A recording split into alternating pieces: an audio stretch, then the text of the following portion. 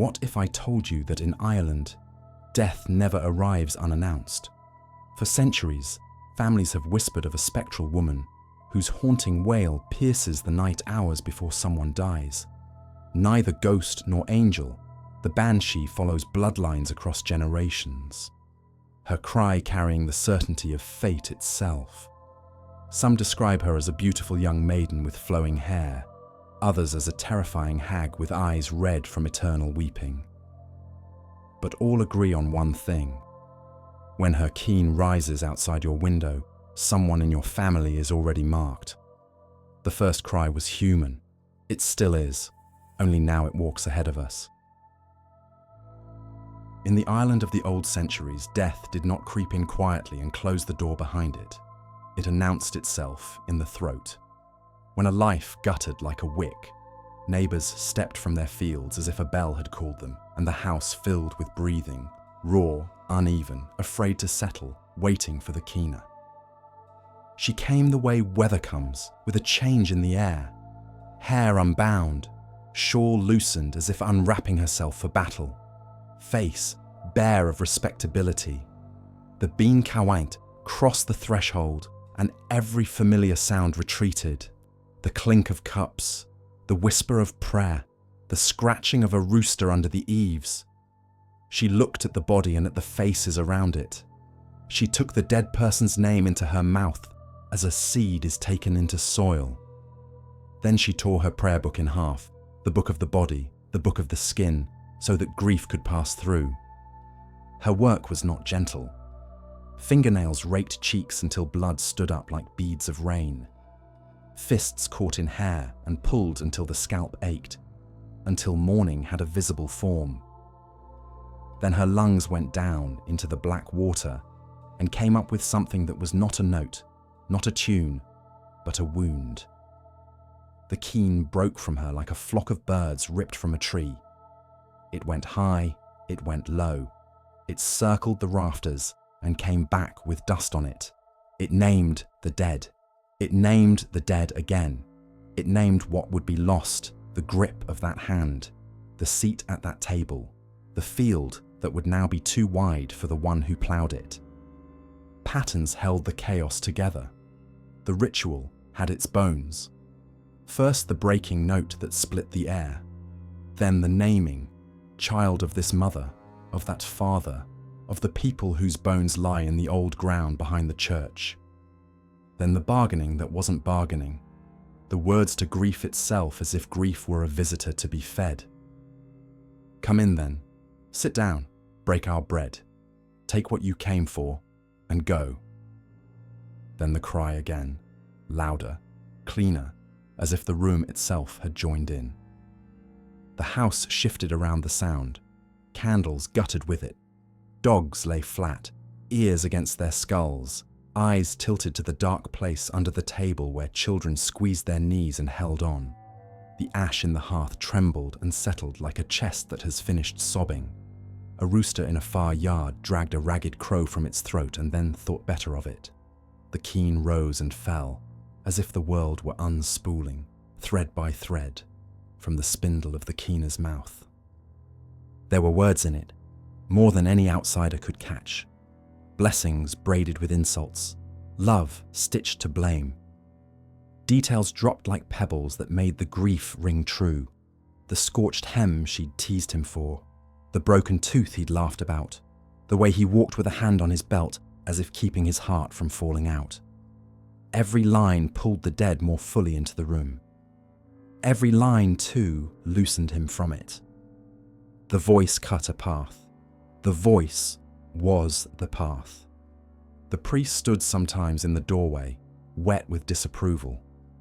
He had homilies about this, how tearing skin was a language God did not speak, how praise that wandered to other powers was a step toward the old mounds, how grief was to be contained like wine in a chalice. Synods forbade and allowed, centuries turning like a wheel that never learned. Yet doors still opened to keeners, because the people were practical. A soul must be sung on its way. A coffin could be hammered together without a priest, if it came to that. A grave could be dug before cockcrow. But a death without a keen was an unfinished sentence. The dead, people said, would stutter at the threshold between worlds and look back for the word that would release them. Not every keener was a professional with coins in the hem of her shawl and old words like flint in her mouth. Some were women, even the priest would nod to after Mass. Quiet wives who woke in the night when a neighbor labored or a child burned with fever, and who came at dawn with the skill to carry a family through its own storm. But the craft, learned at hearth and wake, bound them all. The cadence, the answering cries from the gathered, the small ritual touches. The hand that steadied the widow's shoulder at the exact moment the cry rose, so that both women stayed upright. Other things were steadied too. The boys made scones with too much salt and burned them. Someone fetched water from the well and brought it to the body in a bowl as if the dead still thirsted. The old aunt in the corner muttered a rosary whose beads crumbled like bread in her fingers. The keen flared, dropped, flared again. It seemed to settle things that were not the dead, the memory of old injuries, the fear of who would keep the field, the rankle of a debt. By the time the keener let silence grow, the house could breathe again. The silence was not emptiness, but a new floor laid down where the old one had given way. Because the ritual was so strong, its echoes were strong. Sounds cling.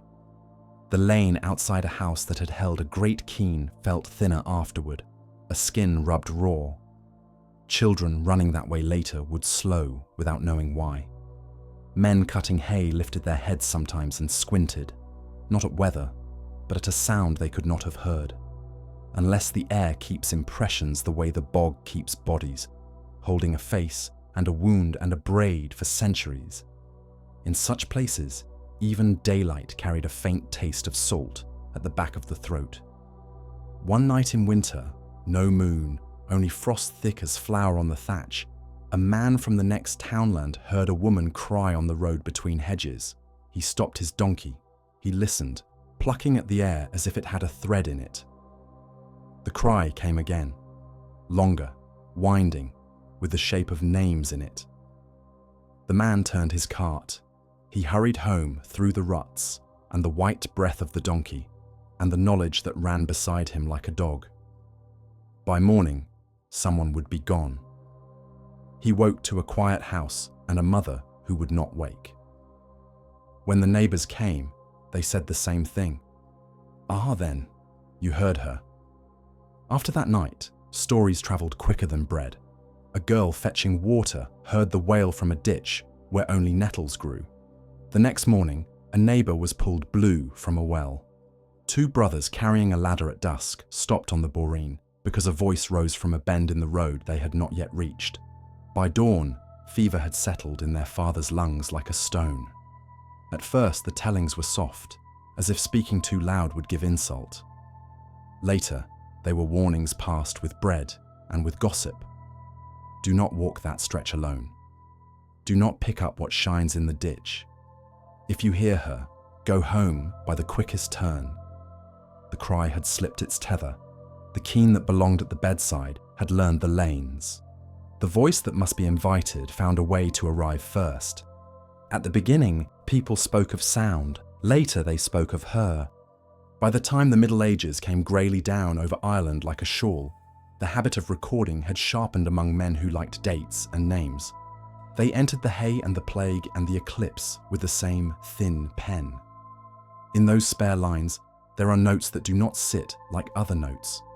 A cry was heard. A woman lamented beyond the wall. The voice of grief went about the enclosure. Nothing alongside them explains. They look out from the page like eyes in the hedgerow, seen, acknowledged, not argued with. They cannot be chased. Language hunts for a shape to hold what it fears.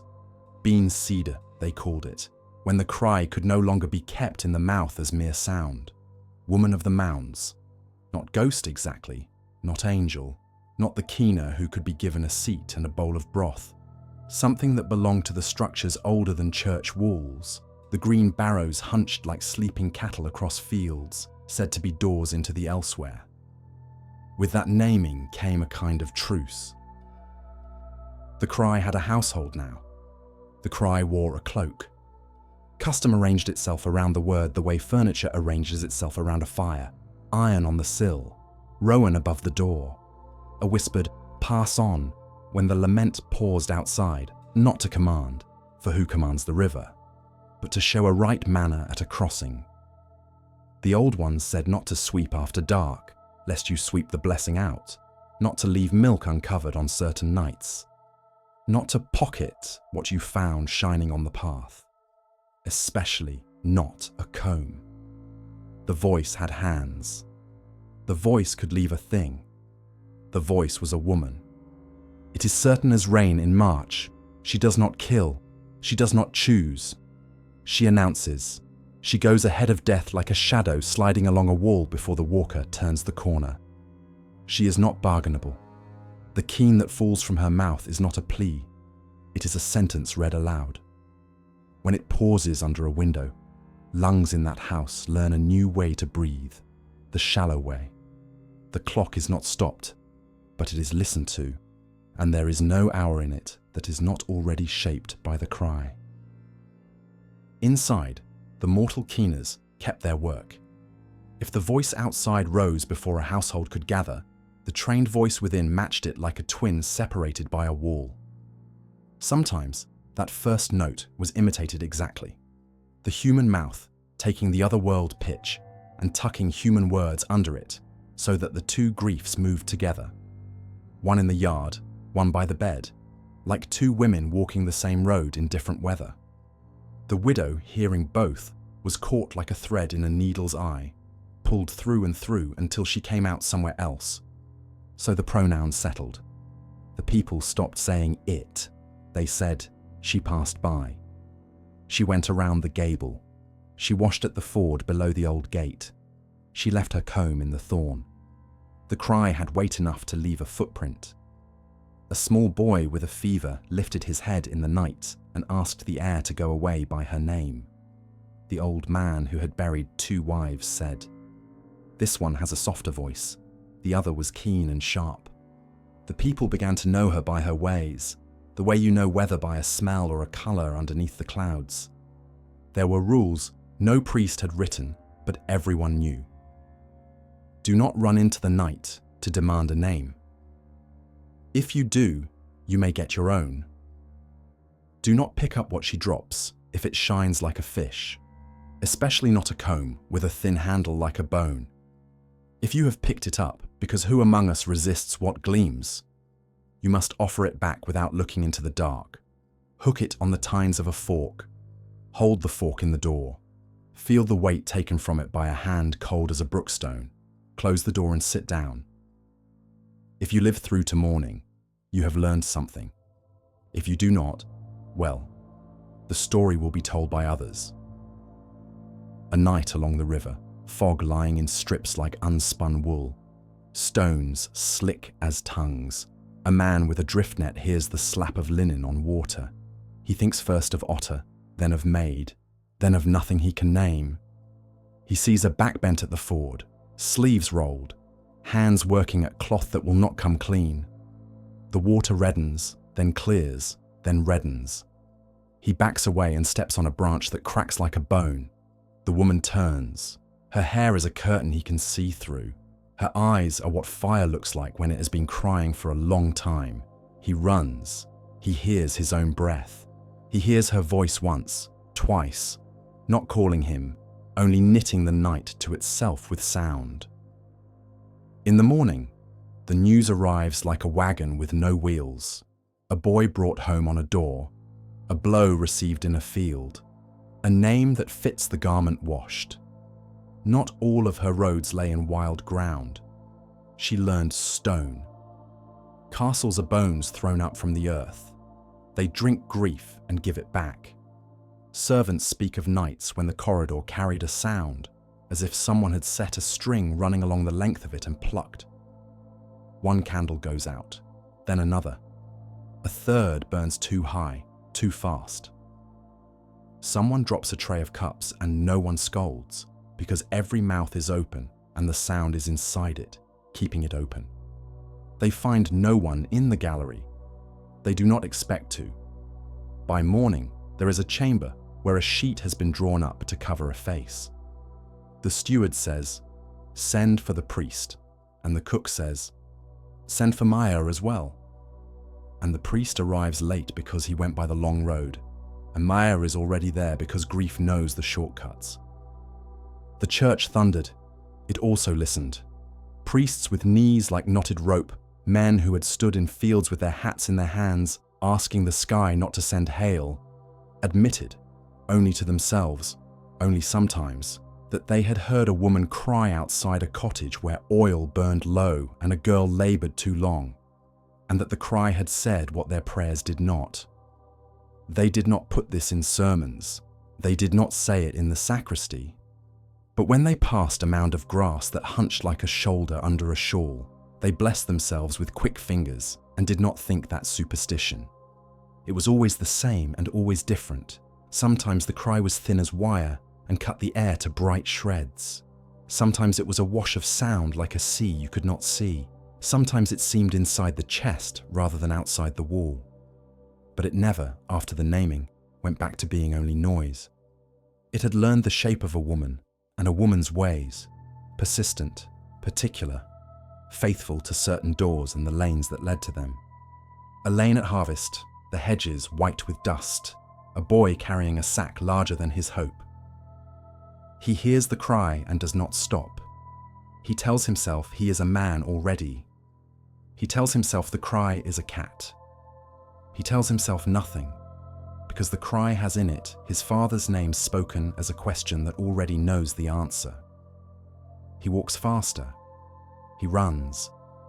He reaches a door that stands open, and people turn toward him with eyes that say, "You are late for the moment that is not waiting." He is not late. The cry has simply arrived early. This is how it happened, how the human keen, learned, structured, necessary as bread, slipped through a gap in the world and came back wearing the old earth as a cloak. The keeners did not stop. The church did not win. The people did what people always do with the truth that frightens them and saves them. They gave it a name, and the name was a woman. And the woman did what women had always done at the edge of a bed and at the edge of a grave. She cried. She cried before we did. She made a path with her voice, and when the night is very still, you can still hear the first footstep on that path, a human breath pulled sharp, then let go as a wound. The first cry was human. It still is, only now it walks ahead of us. Before the Banshee stooped at doorways, she strode among gods.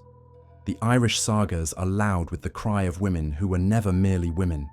On battlefields where the air shook with iron, there was always another sound, the shriek of the Morrigan, goddess of fate, sovereignty, and slaughter. She took many shapes, sometimes a radiant woman draped in red, sometimes a black crow wheeling above spears, but her voice was always the same. It was shrill, terrible, triumphant. Men who heard it before battle felt their strength seep away.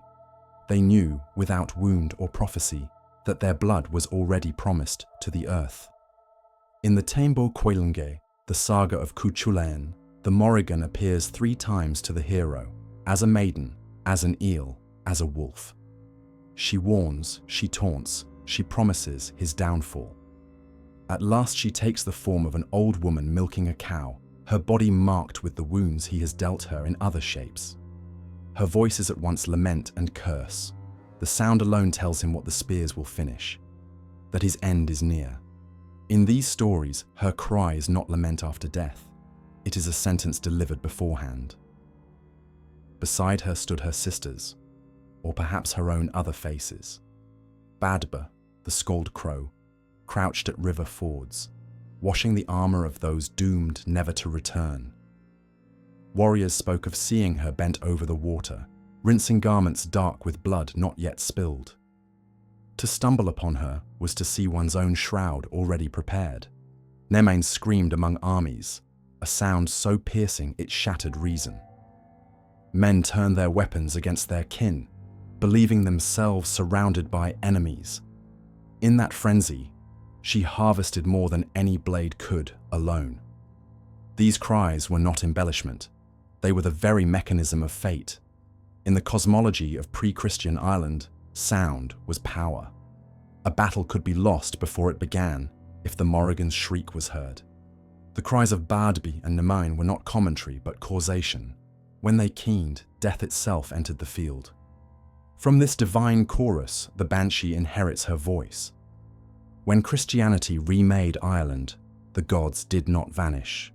They retreated, diminished, into the earth, into the mounds, the cedar.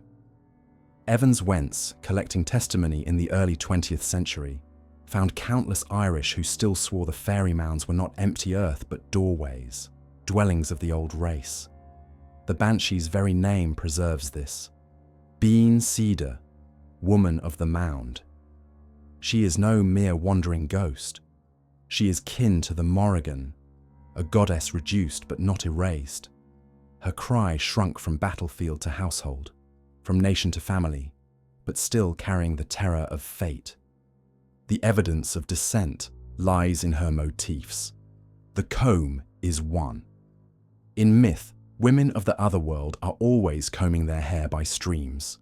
To see such a figure, pale in moonlight, hair spilling down, is to know you are looking not at flesh but at fairy.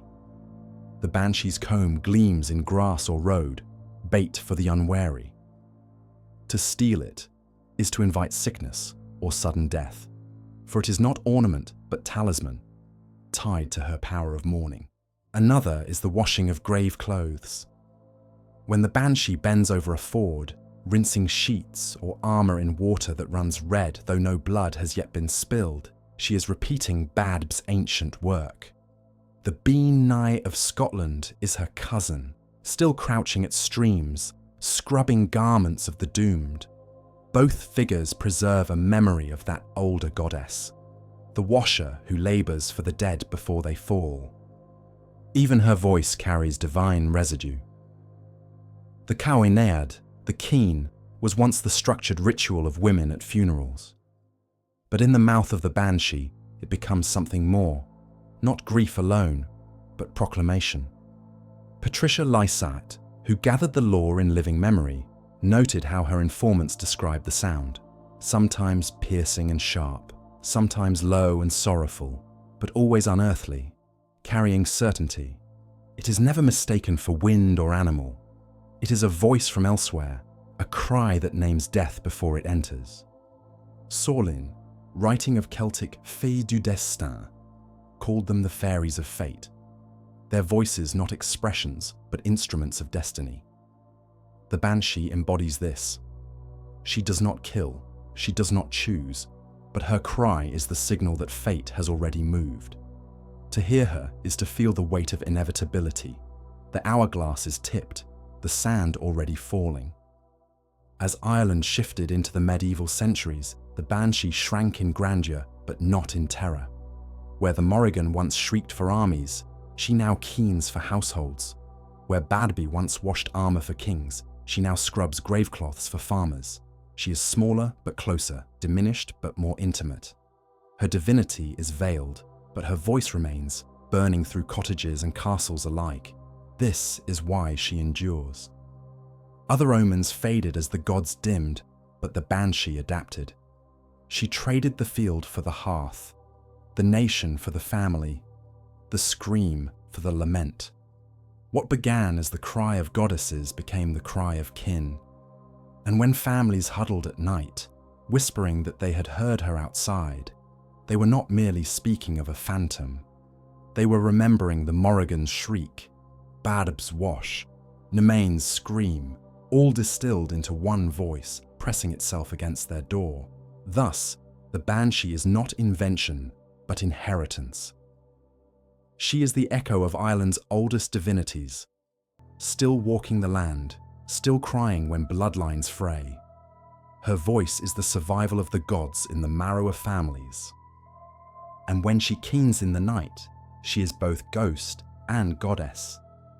The last cry of the Morrigan, carried down into every Irish household. By the later Middle Ages, The Banshee had stepped firmly out of myth and into life. She was no longer only the ghost of battlefields or the echo of old goddesses. She was being spoken of in chronicles, recorded in annals, and whispered about in households as though she were kin. The voice that once belonged to deities now threaded through daily life, following families as faithfully as blood. The annalists of Ireland, grim chroniclers of kings and wars, noted her without surprise. In the Annals of the Four Masters and the Annals of Ulster, there are entries that speak of cries heard before the death of chieftains, women seen lamenting by rivers, voices carrying across night fields. The scribes did not pause to interpret them. They listed them as fact, as certain as eclipses or battles. In this silence there is a kind of acknowledgement. The Banshee's cry was not a curiosity. It was woven into the rhythm of death itself, expected and recorded. It was in this period that her attachment to families became a fixed belief. She did not wander aimlessly. She was bound to certain bloodlines, and those families carried her as part of their inheritance. Most often it was the old Gaelic houses who claimed her, the O'Neills of Ulster, the O'Briens of Munster, the O'Connors of Connaught, the McCarthys of Desmond. These were lines with roots deep in the land, rulers whose names were carved into centuries of history. To belong to them was to carry not only honour but omen. For the Banshee keened for their dead unfailingly. Lysart, in her careful catalogue of Banshee lore, showed how strong this association remained even into modern times. Families repeated, generation after generation, that their bloodline was attended by the Banshee. It was not always a curse. Some took pride in it. To be lamented by the Banshee was to be recognised as truly Irish, truly ancient. Her cry marked their deaths with dignity, as if the other world itself acknowledged their passing.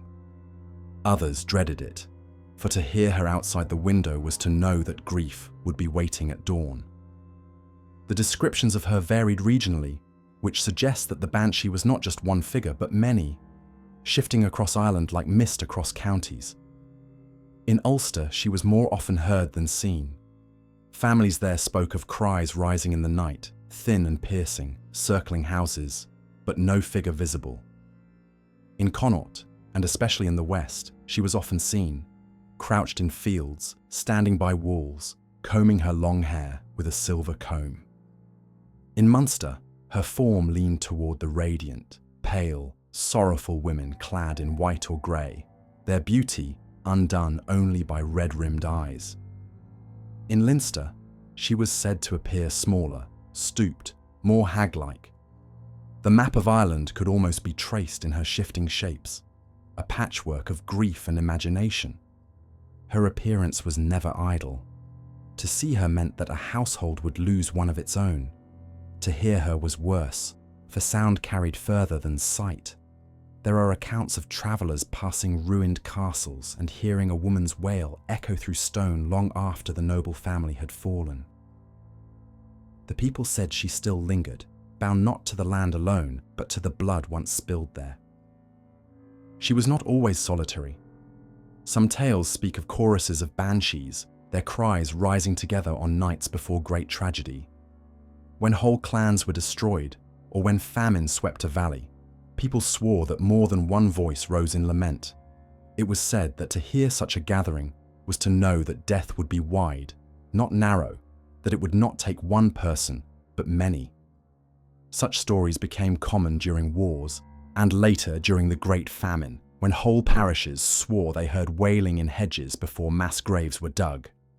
There were also stories of interference, attempts to confront or capture her. Folklore tells of men who found a comb on the road, gleaming in moonlight, and pocketed it. By morning, they were sick or struck dead, for the comb was hers and not to be taken. Others told of men who spoke to her, demanding names. In some stories, she gave them, whispering who would die. In others, she turned her gaze upon them, and the asker himself was taken. The lesson was constant. Her lament was not an invitation, but a warning. To meddle with it was to hasten what was already fated. Christianity tried to silence her. Priests thundered from pulpits that such beliefs were superstition, unworthy of Christian souls. But even priests could not explain the cries they themselves sometimes heard. Evans Wentz recorded testimony of clergymen who admitted, in whispers, that they had heard women wailing outside houses where death soon followed. They did not write it into sermons, but the memory clung to them all the same. The Banshee existed in a space the church could not fully banish. Too intimate, too persistent, too deeply tied to the fabric of family life. By the early modern period, the Banshee had become both terror and heritage. She was the goddess diminished, the fairy woman remembered, the keening voice eternal. People no longer spoke of her as if she belonged to myth. They spoke of her as if she belonged to them, to their families, their names, their graves. In this, she was unlike other omens. The Morrigan had cried for nations, but the Banshee cried for kin. Her voice was no longer vast, but it was closer, and in that closeness lay her power.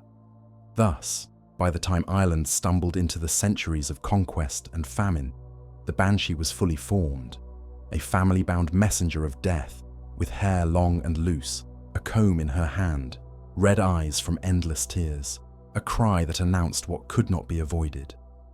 Her ancestry was divine, her presence domestic, her cry unanswerable. From goddess to ghost, she had become the one figure no Irish household could ignore. In no tale does a Banshee come by accident. Her wail always has a mark. Her cry is tethered to names, bound to families whose roots were thrust deep into the old Gaelic earth. To belong to such a house was to inherit not only land and blood, but the certainty that death would never come unannounced. The voice would come first, a mourning that belonged not to mortals, but to her. Among the O'Neills of Ulster, her presence was so constant it became a part of the family's very marrow. On the night Shane O'Neill was struck down, the river carried more than its usual song. Men swore the Blackwater itself rose into keening, a woman's voice circling its bends, higher than bird call, sharper than any reed. Torches were raised, riders galloped along the banks, but no woman was found. The cry did not falter. It rose and fell until even the cattle pressed against their gates as though they too recognized grief before it arrived. At dawn, the news came, and the voice stilled. It was said later that no messenger on horseback could ever outrun her, for she travelled faster than rumour, faster than the spill of blood.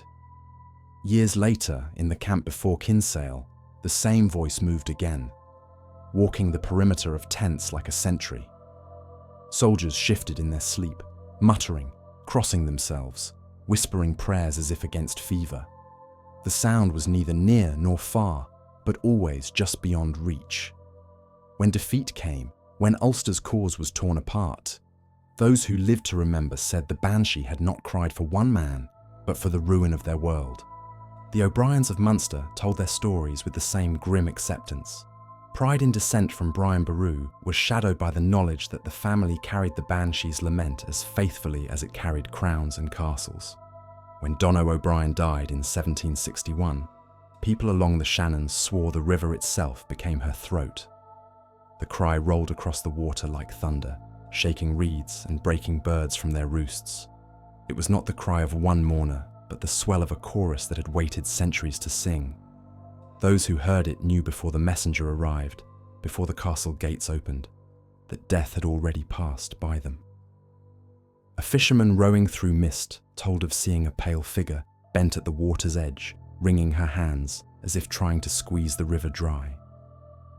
He rowed harder, but the sound followed across the water, clinging to his shoulders until he reached shore. By morning, the news was no surprise. The Banshee had already declared it. In Connaught, the O'Connors kept their own grim inheritance.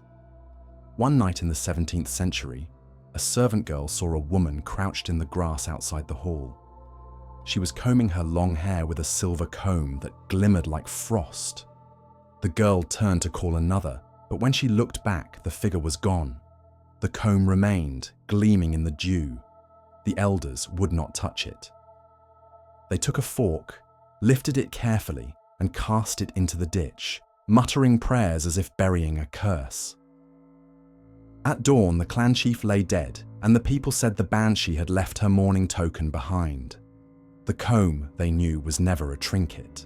It was part of her grief, and to touch it was to take death into one's own hand. Even the Norman Fitzgeralds, strangers who had sunk their roots into Irish soil until their names grew thick with moss, were not spared. When Garrett, the great Earl of Kildare, lay dying, servants whispered that a woman wept in the galleries of Maynooth Castle. Her voice carried through stone as if the walls themselves had turned hollow. Some said they glimpsed her, pale and grey-cloaked, hands twisting like rags in the wind. The Earl's last breath came before dawn, and the cry ceased as suddenly as it had begun. From that day forward, the Fitzgeralds claimed what the Gales had long known, that blood mixed with Ireland long enough became Ireland's own, and the Banshee would follow it. The McCarthys of Desmond carried the same burden. Travellers told of lamentations drifting through their glens, thin and piercing, more piercing than any wind. One foreigner, sceptical of Irish tales, wrote in his journal of such a cry heard in the valleys near Blarney. He dismissed it as weather until he reached the village and found its people already in mourning, the heir slain in ambush. His words, reluctant as they were, became another stone laid in the long cairn of her presence. He could not forget the sound, he wrote, for it had clung to him more tightly than his own shadow. In every family the pattern was the same. The Banshee followed blood, not fortune. Castles could crumble, crowns could be lost, lands could pass to strangers, but the cry remained. When noble houses fell into ruin, when their heirs worked their own fields with hands calloused by labour, still the Banshee wept for them. Her loyalty was to lineage, not to gold or power. To be born into these names was to be born attended, whether in glory or in poverty. Some received her with dread, crossing themselves when her name was mentioned. Others, strangely, took pride. To be lamented by the Banshee was to be marked as ancient, recognised by the otherworld itself. Her cry was a seal of belonging, a sound that bound the living to their ancestors. Her cry did not always fall alone. At times, when tragedy widened beyond the hearth, there were voices together. Men swore that before certain battles, before rebellions or plagues, wails rose not from one woman, but from many, drifting in unison through the hedges. To hear such a gathering was to know that death would not stop at one door, but would sweep through many. The chorus was most often spoken of in times of war, but it lingered in memory too, recalled when famine stalked the valleys and graves were dug too shallow to hold the dead. Thus, the Banshee's cry became as much a part of family identity as heraldry or name. To be O'Neill, O'Brien, O'Connor, Fitzgerald, McCarthy was to walk through life with her voice already waiting at the window, a cry that reached backward into centuries and forward into every dawn, a voice that remembered what the world tried to forget. The Banshee does not belong to castles alone. She is faithful to blood, not to stone. When great houses fell, when their halls were burned or taken, she did not remain behind in the rubble. She followed the families into their lesser lives, into cottages crouched under thatch, into the narrow lanes of exile. She bent herself to their measure as they bent themselves to poverty. The O'Neill who became a farmer, the O'Brien who kept cattle on borrowed ground, the O'Connor who sold fish in the market.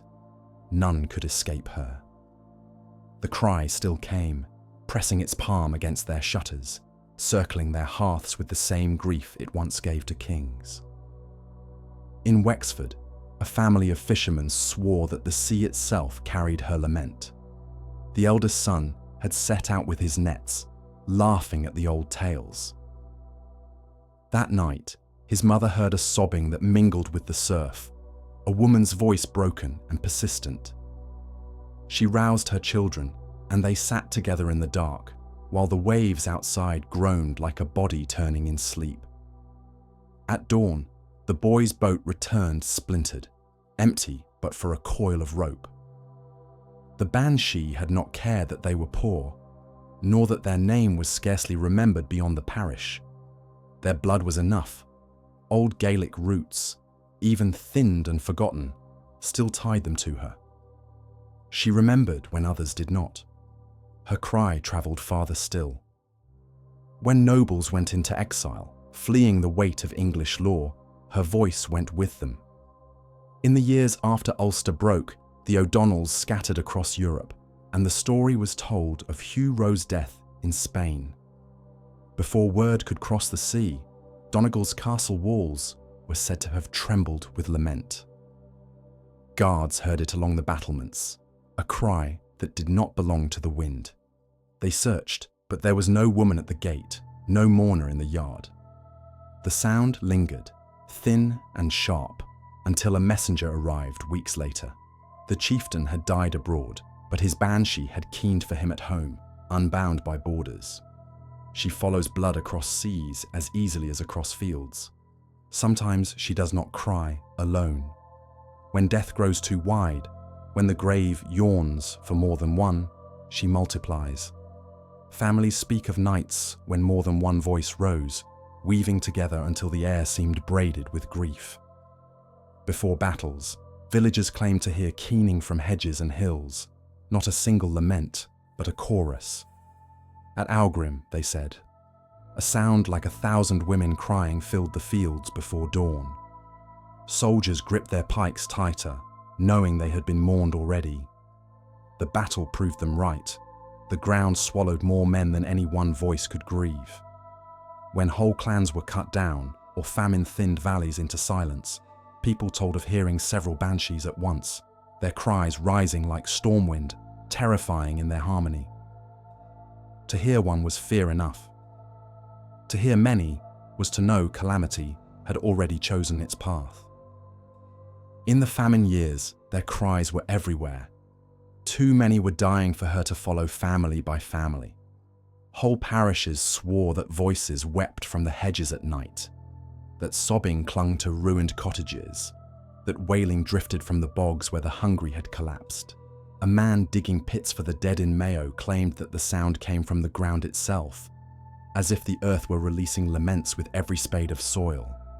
Another told of seeing women crouched along the roadside, wringing their hair as though it dripped blood instead of water. He crossed himself and fled, but the sound pursued him, filling his ears even after his house closed behind him. In those years, the Banshee seemed to multiply, her presence as common as hunger, her lament a chorus that reached across counties. No family was spared, no night was silent. Even in quieter times, the sound spread beyond noble houses. In Carlow, a peddler on the road by night claimed he saw a woman bent at a crossroads, her long hair loose as seaweed. She cried into the dust, and the sound made his knees buckle. He ran, leaving his cart behind, and when he reached home, the news was waiting. His cousin had died, struck down in the night. He swore the cry had not been general. It had named his blood. The story spread, and others added their own. A widow in Cork spoke of hearing sobs around her cottage 3 nights before her mother passed. She and her children huddled in the dark, too afraid to open the door, though the shutters rattled as though hands pressed against them. By morning, death had entered quietly, but the cry had announced it loudly enough. The people began to speak of her with a mixture of pride and terror. Pride because her presence meant they were of the old stock. Terror because her cry was always true. Some families claimed her like an heirloom, saying, "We are of those she attends," as if to be keened by the Banshee was a mark of honor. Others could not speak her name without crossing themselves, certain that to do so was to invite her ear. But no one doubted her. She had been heard too often, too clearly, for disbelief to survive. In time, her cry became more than a warning. It became a seal of identity, a reminder of belonging. Castles fell, crowns slipped, land was confiscated, and names were scattered like seed. Yet the Banshee remembered. She remembered when no parchment did, when no herald could. A family might be stripped of wealth until it lived in hunger, but her cry still marked them as kin of the old lines. To be lamented by her was to be recognized, to be claimed by something older than conquest, older even than Christianity. She was inheritance heavier than gold, more enduring than land, and less forgiving than memory. She followed blood because blood was the one thing history could not take. Thus, by the time the 17th century gave way to the 18th, she was not only a phantom, but a presence woven into family identity. She stood as witness at deaths no analyst recorded, keening for men who left behind no more than a small field or a net hung to dry. She walked behind nobles on their way to ruin and behind peasants on their way to the grave.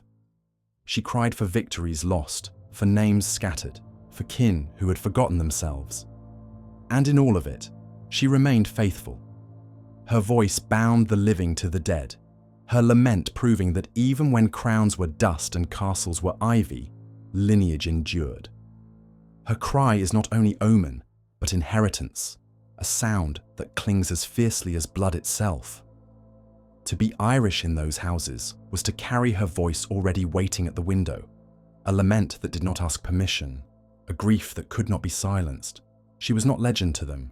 She was family. No single woman holds the shape of the Banshee. She changes as grief does, and grief knows 1,000 guises. Across Ireland the stories alter, yet always they return to the same image: long hair, a voice not of this earth, eyes red from tears without end. The rest is mutable. In some tales she appears as an ancient crone. Her back is bent as though bowed by centuries, her skin shriveled like withered turf, her cloak ragged and blackened with age. She is ugly, skeletal, her mouth a wound stretched wide in lament. To meet her gaze is to see your own mortality reflected back, as though she has already stripped you of flesh. The people of Leinster described her most often this way: a hag stooped at the door, hair grey as cobweb, eyes burning red. The fear she stirred was primal, a recognition that death wears no finery. But in other regions, she was said to come in beauty. In Connaught and Munster, she might appear as a young woman, pale as moonlight, her dress flowing white or silver, her hair shining like threads of gold or flame. From afar, she could be mistaken for a mortal girl wandering the fields at night. Some even claimed they felt desire stir before terror seized them, for her beauty was marred only by her eyes, swollen, red-rimmed, hollowed by endless weeping. In this form, she was no less dreadful. Death can be fair as well as foul, but its hold is the same. There is a third form too, neither crone nor maiden, but sorrowful matron, a woman in the fullness of years, draped in grey or green, her long hair loose, her hands ceaselessly wringing as she weeps. In this guise she resembles a mother mourning her child, her sorrow overwhelming rather than terrifying. Some who saw her pitied her, feeling she bore not only the grief of one death, but of all deaths. Yet pity gave no reprieve. Her lament still meant a life was ending. This shifting of shapes is no contradiction. It is continuity with her divine ancestors. The Morrigan was herself a triple goddess, appearing as maiden, mother, and hag. The Banshee carries this heritage, her faces mirroring the 3 stages of womanhood, the 3 masks of grief. She is never fixed because grief is never fixed. Whatever form she takes, 3 signs never change. The first is her hair, long and flowing, sometimes wild and loose, sometimes combed with meticulous care. In Irish tradition, a woman's hair was bound with power.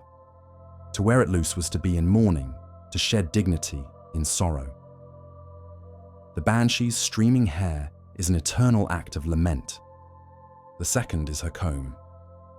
Always she is combing, or leaving combs behind. To find a comb on the road, shining in the moonlight, is to risk her wrath. Many tales tell of men who pocketed such trinkets, only to be struck by illness or death before dawn. Others speak of the hands cold as stone seizing their wrists when they stoop to steal. The comb is no ornament. It is a token of her mourning, a mark of her otherworldliness, as dangerous to touch as the garments of the dead. The third is her voice. Whether she comes as hag, maiden, or matron, her cry never changes. It pierces, it lingers, it fills houses and fields. Patricia Lissart gathered testimonies describing it as sharp, shrill, enough to shatter glass, or low, heavy, a dirge like a funeral song. Always it was unearthly, never mistaken for wind or beast. The sound was too certain, too mournful, too close to the marrow. It is her voice that defines her, more than her shifting faces. The washer at the ford is one of her most dreaded guises. In this form, she crouches at riverbanks, sleeves rolled, scrubbing garments in dark water. The linen, the armor, the shroud, always belonging to someone not yet dead. To stumble upon her at this work is to see the death sentence written before it is carried out. In Scotland, she is called the Bean Niggy, kin to the Banshee, crouching at streams with red, raw hands. In Ireland, she is the same figure, her cry mingling with the water, her washing a ritual the doomed cannot escape. Some stories tell of her turning, speaking to those who dared approach. She might whisper the name of the one she mourned, but more often she fixed her red-rimmed eyes upon them, and they fled in terror, certain the name was theirs. To interfere with her was folly. She was not there to be questioned, she was there to cry. Foreigners who visited Ireland in the 17th and 18th centuries recorded her too.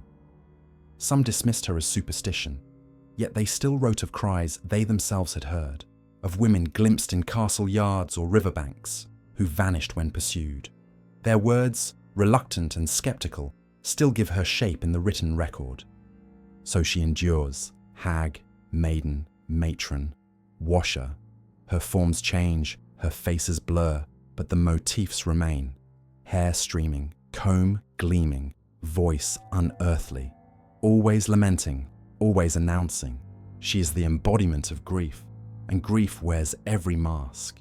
Ireland is a country woven from thresholds. Every parish, every valley has its borderlands where the living and the dead lean close together.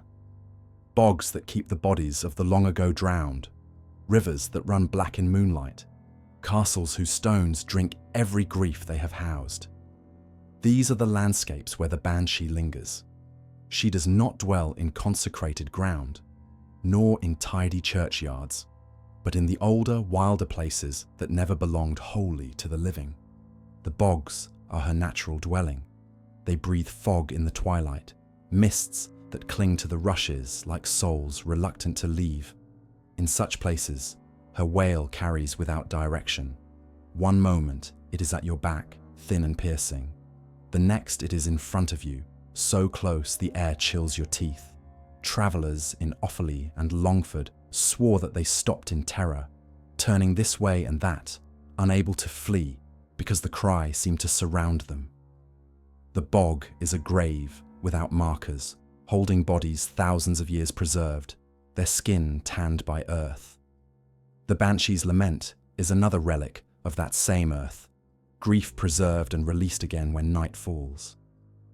To hear her there is to feel the land itself keening for all it has swallowed. The rivers hold her as faithfully as they hold their drowned. The Shannon, the Boyne, the Blackwater, all have their tales of her crouched in the shallows, sleeves rolled to elbows, washing garments, white as bone. They are always grave clothes, though the person they belong to still walks among the living. To stumble upon her at this work is to see the shroud before the corpse. A farmer in Meath told of hearing splashing by the Boyne one night and finding a woman bent low, wringing linen in water that bled red, though no wound had been struck. He fled, and by morning his brother lay dead in bed. Such stories echo everywhere. The Banshee as washer, scrubbing fords clean of lives not yet taken. The castles of Ireland are heavy with her. Their towers stand like bones against the sky, and the Banshee is remembered in their stones. In Kilkenny, servants whispered that the butlers were haunted by her voice, which echoed in the galleries before an earl's death. One maid swore she saw a pale figure leaning against a wall, her hair streaming forward like a curtain. The candle slipped from her hand, and by the time others arrived, the corridor was empty, except for the lingering wail winding through the stones until dawn. When the Earl was found dead the next morning, the servants knew they had not imagined her. Even in ruins where families have long since gone, travellers say faint wailing drifts through broken walls. The Banshee does not abandon the stone. She clings to it as ivy does, mourning not only the dead, but the fall of houses themselves. Yet she is not confined to halls of lords. The cottage hearth has heard her as often as castle towers. Blood, not wealth, binds her, and old Gaelic families found in poverty still swore she came. In Mayo, a widow told how a moaning circled her cottage for 3 nights before her mother's death. She and her children sat frozen in the dark, the shutters rattling as though hands pressed against them. None dared open the door. The cry seeped through the thatch, through the walls, until it filled the house like smoke. By dawn, the old woman was gone, and silence followed. For the poor, as for the noble, the Banshee's cry was both curse and confirmation. Their names, though diminished, still carried her. The crossroads belong to her as well. They are places of decision, of division, of uncertainty. The dead were often buried there when denied church ground, their souls left wandering. It is no wonder the Banshee's lament lingers at such places. Men travelling by night have spoken of hearing cries that circle the junction, never fixed, always moving as though to trap them.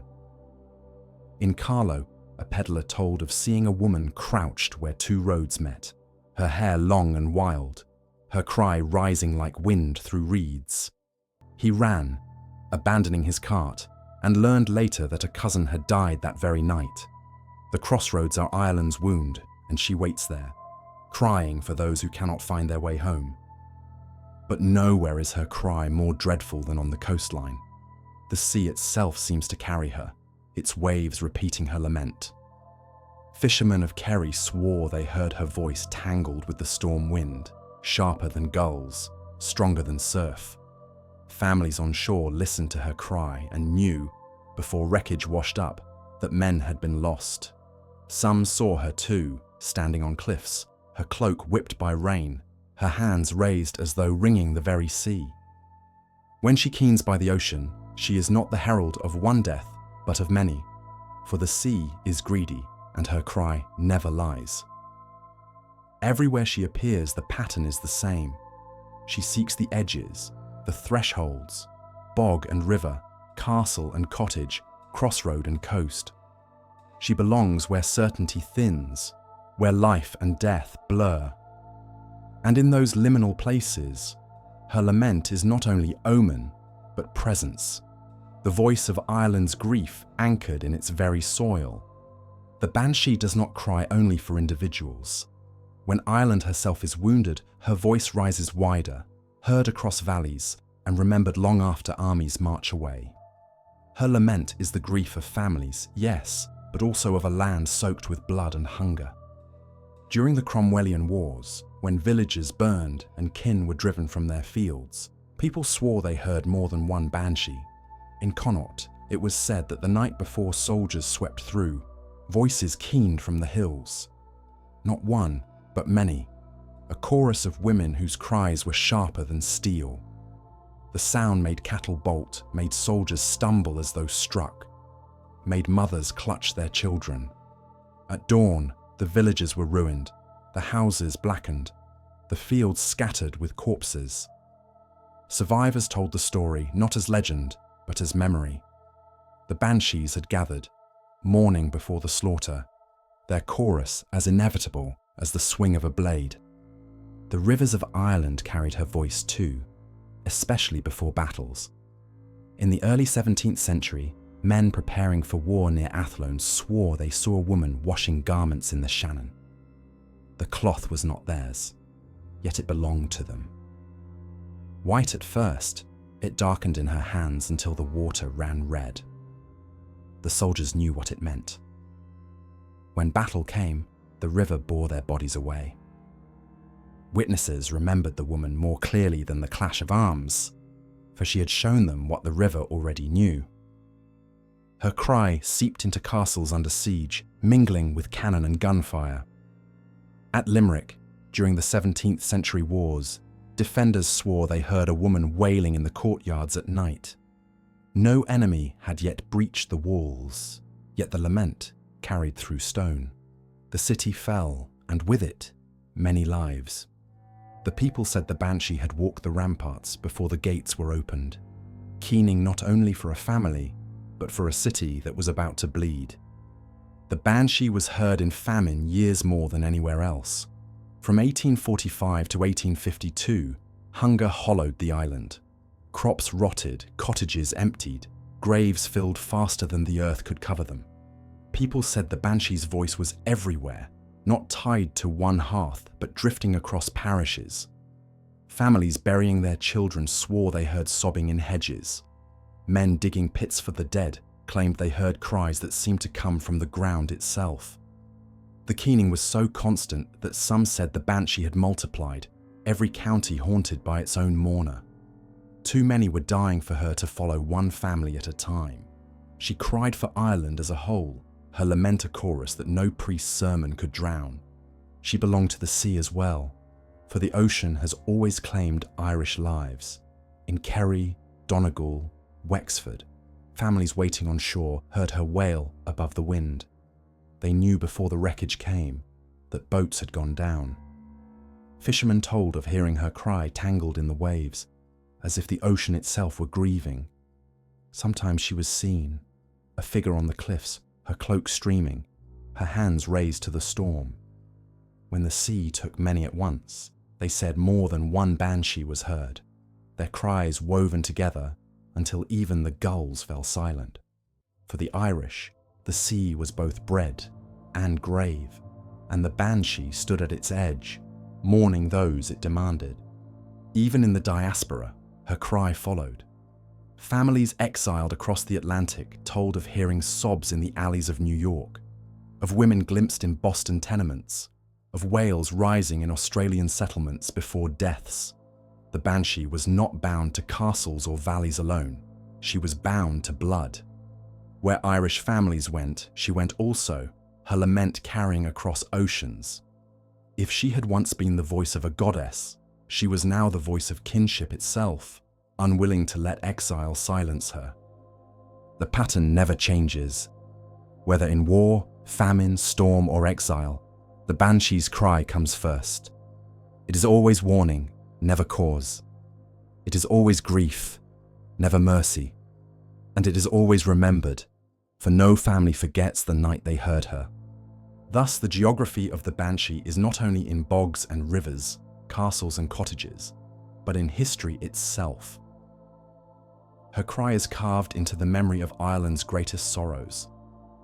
Wherever lives are cut down, wherever blood is spilled or hunger spreads, her voice is there. The Banshee mourns not only for families, but for the island itself, her lament rising whenever death comes in multitudes. Death's warning is not Ireland's alone. From coast to coast of the Celtic world, cries rise ahead of the grave. The names vary, the forms change, but the truth remains. Fate speaks in sound. Even so, it is the Irish Banshee who gives that truth its purest voice. In Wales, they whisper of the Saihiraeth. The very name means corpse cry, and the sound is its body. Unlike the Banshee, the Saihiraeth is seldom seen.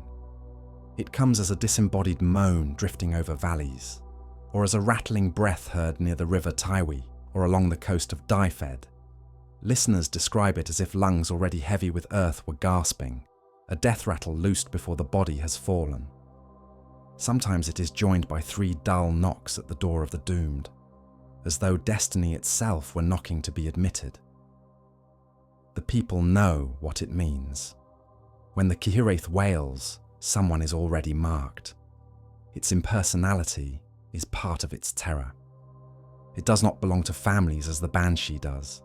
It moans for strangers, for travellers, for anyone in its path. If the Banshee is kin, the Cihiraith is climate, a chill that drifts where it will, leaving corpses in its wake. Cross the sea to Scotland, and the omen takes flesh in the Bean Nye, the washerwoman. She is the Banshee's closest sister, but harsher, more dreadful. She crouches at twilight streams, her back bent, her hands red from endless scrubbing. The garments in her basin are the clothes of the doomed, bloodied before the blow. To stumble upon her is to see your own shroud already prepared. Some Highlanders said she would answer if asked whose clothes she held, whispering the name of the marked. Others believed she offered a terrible bargain. If you drank from her basin or suckled her withered breast, she might grant you knowledge or even delay the fate. But most who saw her fled, for her eyes were swollen, her mouth twisted, her wail sharper than any bird of prey. Where the Banshee laments, the Bean Nye accuses. She does not mourn gently, she condemns. The Isle of Man preserves another echo, the Ben side, woman of the barrow. Evans Wentz recorded tales of her among Manx farmers in the early 1900s. They spoke of voices crying near ancient burial mounds, of women glimpsed and gone in the mist. She is clearly kin to the Irish Banshee, her name a direct borrowing of bean seed. But her stories are fewer, her voice weaker, as though the Isle holds only a fragment of the cry that still shakes Ireland whole. In Brittany, on the far coast of France, the people hear the Ankou, death's herald. Sometimes he is a skeleton cloaked in black, driving a creaking cart. Sometimes he is nothing but a voice on the wind, calling names before funerals. The Bretons also tell of cries in the hedgerows, weeping, low and persistent, that precedes the toll of a bell. In some parishes, processions of the dead are said to pass unseen, their sighs and sobs brushing the ears of the living. Where the Irish see one woman and the Welsh hear one moan, the Bretons imagine a company, a whole retinue of death walking the lanes. The effect is the same. No death arrives without a voice to announce it. What unites all these figures is their dependence on sound. Sight deceives, visions may lie, but a cry, once heard, cannot be denied.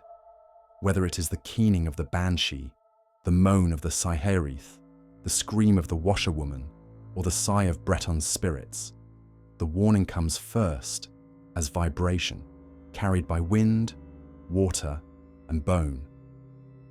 Sorlin called them the fairies of destiny, their voices not expressions of grief, but instruments of fate itself. And yet the Banshee remains distinct. The Welsh omen is faceless, a voice without intimacy. The Scottish washer condemns with severity, making death an accusation. The Breton Ankou is collective, faceless as a crowd. Only the Banshee binds herself to names, to families, to kin. Her cry is not anonymous, it is personal. She keens at your window, scratches at your shutters, whispers your bloodline in the dark. She mourns not for humanity in general, but for you in particular. This intimacy explains her survival. The Cihiraith has faded into ghost stories. The Bean Nye lingers in scattered glens. The Breton omens remain tied to their parishes. The Banshee, however, followed blood across the sea. She crossed with emigrants to America and Australia. Her cry heard in Boston alleys and New York tenements. The others remained bound to their valleys. She endured because she was never tied to land, but to lineage. Blood carried her farther than bog or castle ever could. Among the Celtic peoples, then, the Banshee is both one voice among many and the most enduring of them all. She embodies the same ancient pattern, death announced by sound, but with a closeness, a kinship, that gives her cry more weight. The others warn of death. The Banshee belongs to it. The cry of the Banshee is not unique to Ireland. Other lands, too, have their messengers of death, figures who whisper or wail before the grave is dug. To follow them is to see that Ireland's wailing woman belongs to a wider chorus of omens that haunted Europe. Yet it is also to see why she outlasted the rest, her voice still sharp where others faded. In the north, the Norse sagas tell of the Fylgjur, spirits bound to a person's fate. Sometimes they appeared as animals, but often they took the shape of women, radiant and terrible, walking in dreams. Warriors told of seeing them the night before battle, women cloaked in blood or combing their hair with strange precision. These visions were never idle. To dream of one's Fylgjur was to know destiny was already fixed. Some Fylgjur arrived as a company of women, the Disir, who gathered to announce a death. Their cries were not lament, but prophecy, stripping away the illusion of choice. Where the Banshee keens, the Fylgjur declare. Yet both remind mortals that their thread is already cut. In the forests and villages of Germany, people told of the Klageweiber, the weeping women. They were heard in houses where death lingered, sobs in the rafters, footsteps in halls, though no one walked there. Neighbours spoke of muffled crying from empty rooms, and the next day a corpse was laid out for burial. Sometimes these women were imagined as ghosts of mothers who had lost children, doomed to weep eternally for the dying. Their cries were softer than the Banshee's keen, more moan than shriek, but no less final. Once heard, they were never wrong. The household knew death had already entered. Farther east, in Slavic lands, death came with the sound of the plakavak, spirits of lament. In Poland, stories told of mysterious weeping outside cottages. In Bohemia, villagers swore they heard phantoms sobbing by barns or wells, always followed by misfortune or death. These omens were not tied to families, but to place, drifting like weather. Some said they were the cries of the restless dead, others that they were warnings from spirits of the land. They were never seen clearly, only heard, voices without bodies, sorrow without face. Even in the classical world we find their shadows. The Greeks told of the Keres, dark-winged beings who hovered over battlefields, shrieking as they claimed the dying. Their cries were as much hunger as mourning, tearing at the ears of men in their last moments.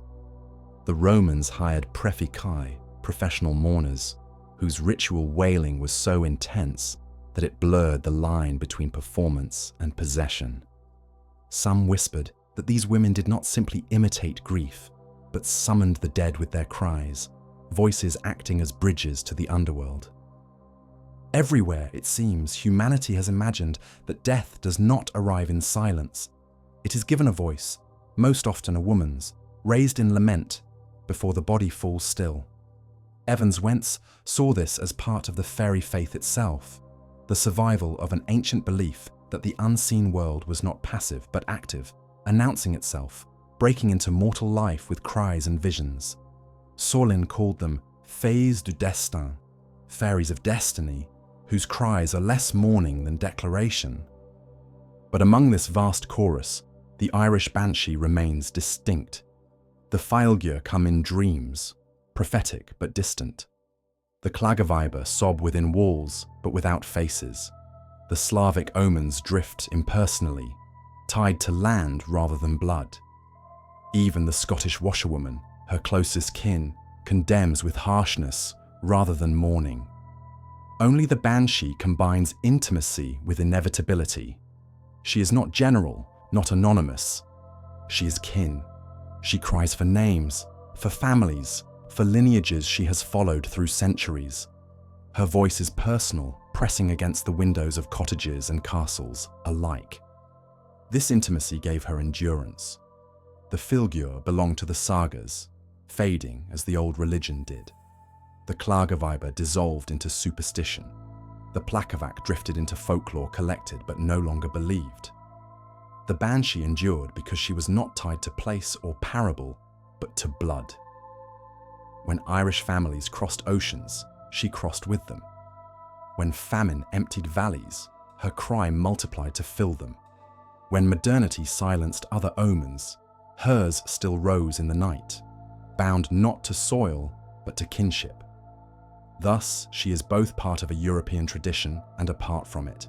She embodies the universal belief that death has a herald, that sound precedes silence, but she refines it into intimacy. Death does not only come, it comes for you, and you will hear its voice before it enters. Among all the cries of Europe, hers is the clearest, the most enduring, the most feared. The Banshee is Ireland's contribution to the great chorus of death messengers, and her voice is the one that still lingers. The 19th century remembered the Banshee not as rumour, but as fact. Diaries, letters, and the notebooks of folklore collectors preserve her as if she were kin. Men and women who had never seen her still wrote with certainty about what they had heard, or what their neighbours swore to. The Age of Reason marched across Europe, filling parlours with gaslight and bookshelves with scientific treatises. But in Ireland, death never walked without its herald. Patricia Lysart, centuries later, would gather the testimonies still spoken in kitchens and at crossroads. Evans Wentz recorded words in the west of Ireland from farmers who had never seen a printed book, yet spoke with the confidence of witnesses. The accounts are too many, too consistent, to dismiss as fancy. Always the same pattern: a cry in the night, a death at dawn. It was not wind, they said. It was not bird. And they shook their heads as if to brush away any suggestion otherwise. During the famine years, her voice spread across the island until people said she had multiplied, a host of wailing women. Not one banshee, but many, their voices tangled together in a chorus that the living could not endure. Graves opened faster than they could be closed, and each pit of bodies seemed accompanied by sobbing in the hedges. A man digging in Clare remembered the sound of weeping behind him, but when he turned, there was only rushes. He dug faster, heart pounding, until he realized the cries were not behind, but beneath him, welling from the ground itself, as if the soil mourned its children. The famine left scars in the land, but it also left echoes in memory. Families who lost whole branches claimed the Banshee had cried not for individuals, but for bloodlines being cut off entirely. Old women said they had heard more than one voice at once, sometimes 3, sometimes 7, circling the cottages like birds of prey. Survivors carried these stories into later years, and long after the hunger passed, the sound of a wail on the wind was enough to send shivers through those who remembered. To them, the Banshee was no longer simply a herald of private grief. She had wept for Ireland itself. Her voice travelled with those who fled. The emigrant ships that carried thousands across the Atlantic left behind not silence, but lament. In Boston, tenements, families claimed to hear crying in alleys where no mourner stood. A woman in New York swore she heard weeping outside her window on the very night her father died back home in Kerry. She said the sound was sharper than gulls, sharper than the wind between buildings, and that she had known before the letter came that death had already crossed the sea. In Australia, settlers of Irish blood told of whales drifting in from the coast before storms wrecked boats or carried men to early graves. The Banshee did not linger in ruined castles alone. She crossed with the people, bound to blood as tightly as shadow to body. Skeptics laughed, especially in cities. Dubliners in the late 19th century wrote her off as peasant fancy, something for the bogs and fields, not the gaslit streets of the capital. But even there the cry was reported. One clerk recalled being roused from bed by a shriek that filled the alley outside his lodging.